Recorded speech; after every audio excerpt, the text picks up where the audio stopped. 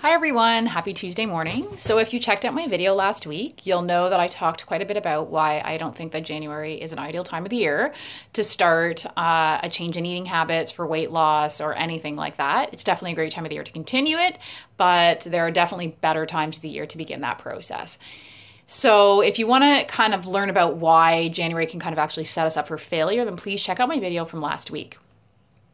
Today I want to talk a little bit about the biggest reason, I don't know if I'd say the biggest reason, but one of the main reasons that I'm seeing cropping up constantly why people are experiencing success to some degree, but are not experiencing sustainable success. And it's actually a very practical reason that I've addressed to some extent in my program, and I'm going to be addressing a lot more because in my Best Body and Brain program, I talk quite a bit about gut ecology, balancing hormones, foods that, help to stabilize those hormones, that help to repair the gut. So if you know anything about the gut microbiome, you'll know that the gut microbiome is actually key in hormone balance, in improving our adrenal and thyroid function, as well as how the body stores fat.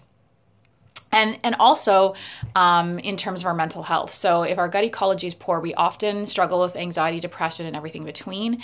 And when that's the case, we're going to struggle with even having the motivation to want to make changes, as well as struggling with, the energy to be able to make those changes.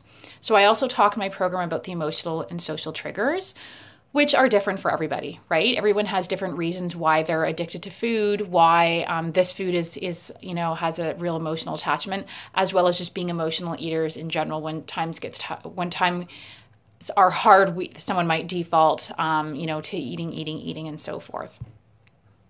However, I'm finding that one of the biggest reasons that people are struggling with food and changing their eating plan in a sustainable way is because they are not making the time to cook. And I get it because we're busy. A lot of us are living very frantic, hectic lives. Both people are working. We have kids to run to this practice and that practice.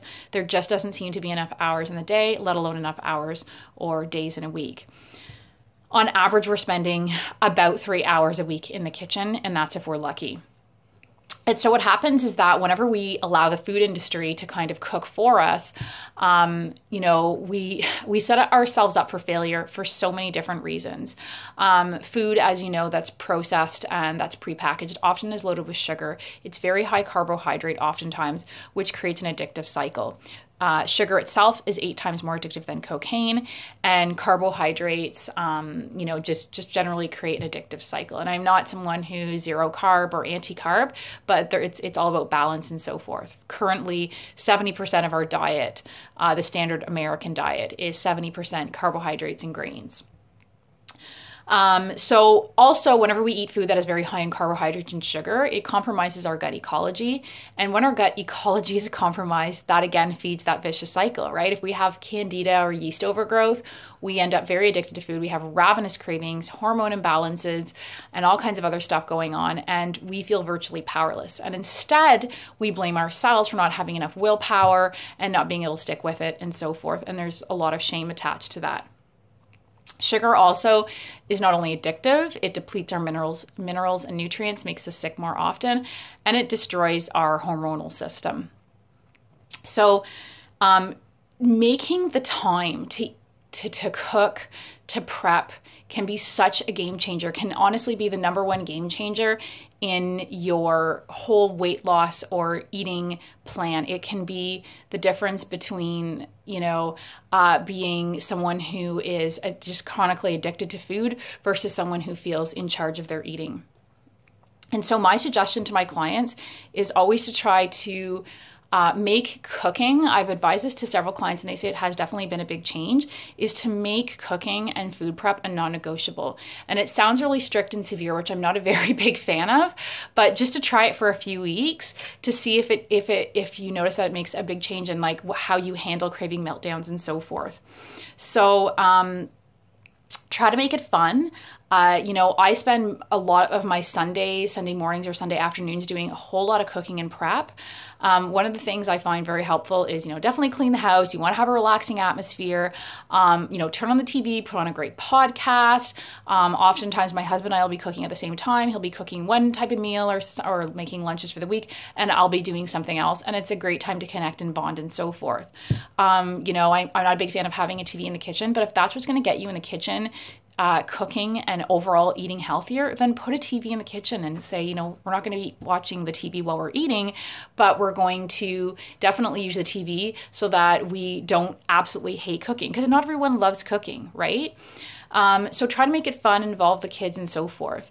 I definitely recommend, even if you're not going to be cooking meals ahead of time, whether it's soups, stews, casseroles, and so forth, to definitely spend some time prepping some go-to snacks. Because a lot of people tend to blame themselves, thinking they don't have enough willpower, but willpower is finite. We only have a certain amount of willpower each day, and it gets depleted with stress.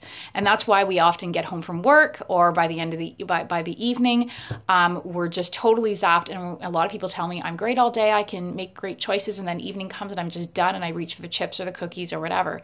So prep some go-to snacks. Start doing that on Sunday, or start doing that on Wednesday, or do it what you like. It has to be tailored to you. It has to work for you, but find a time that works for you when you can do some food prep, so that when you come home from work and you have no willpower because you're stressed, you've maxed out your willpower that day. You don't have to make decisions. You don't have to make choices. Those choices are kind of already made for you. So, if I can make one suggestion, start prepping food. It's not something that you have to start doing all at once. I'm a big fan of small, sustainable steps as opposed to huge sweeping changes, which we just get overwhelmed and discouraged. But I definitely recommend to start carving out some time every week to do some serious food prep. Be aware of what food is processed in your life. What is like the food that maybe wreaking the most havoc in terms of throwing off your hormones. Maybe it's your morning snack is like, a packaged product and it's loaded with sugar and carbohydrates, or maybe it's something different. So I'm going to talk a little bit more about other suggestions I have for weight loss and managing eating and changing our eating habits next week. But I definitely would love to hear how things go if you decide to give this a whirl and experiment with food prep. It doesn't have to be torture. It does get easier, but I think it's definitely something that, because we're used to the convenience of quick food, it's definitely something that we have to weave back into our practices and habits of our daily life. It's definitely not something that we consider as a must or a go-to.